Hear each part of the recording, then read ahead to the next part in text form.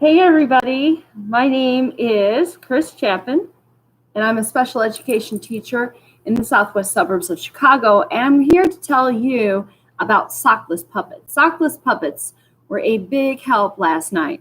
I was teaching a lesson to special education. That's my heart.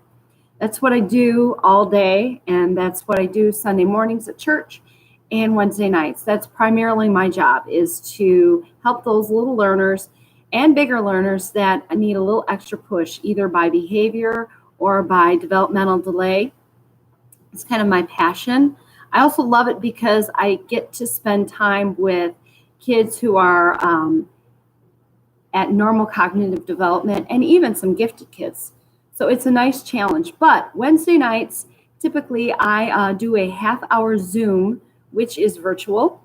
And I have a couple of kids that don't have the processes to be able to sit for half an hour, more than half an hour in front of the computer, and also struggle with possibly staying up that much later for the Wednesday night program.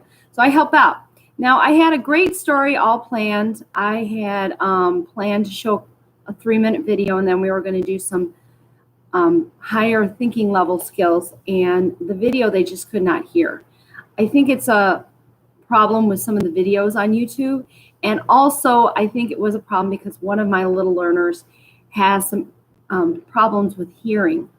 So I had to think on my feet. I had to say, do I just give up, or do I use my brainy creativity to think of what I could do instead? And I immediately thought about Sunday, which I had on purpose read the scripture and done Sockless puppets and a mixture of ASL in between. Well, I knew their attention spans wouldn't last for 20 verses, so I had to get really creative. I retold the story. I set apart, they repeated it, and with it, I just made up gestures as I went on. I didn't even give them the chance to explore. I just did the gestures. And the whole lesson probably didn't take more than 2 minutes. But I'd say within every 5 to 10 seconds, they were moving, they were talking, they were speaking, and we got the point across. Of course, at the end, I did some, and before, I have been using some of Coach's ideas for trying to get more detailed sentences and higher level thinking skills, even with kids that are functioning at a 3 to 4-year-old level, and the other one is functioning probably at about the end of the kindergarten level.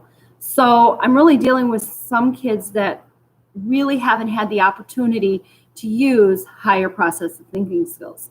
But I push them, and I was really pleased with the results. Even though it wasn't where I wanted it to be, I now have a step of where we are. And then as the weeks go on, and as we have the different lessons, I'll be able to go up from there.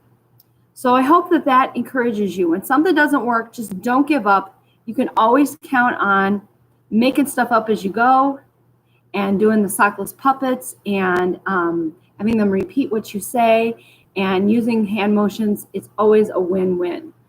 I think as the year develops, what I would like to do is possibly give them the opportunity to retell it after I've retold it in their own words. And I think that it should be quite interesting to see, if not humorous, to see the important parts that kids find that you need to be retold and that need to be retold in a story.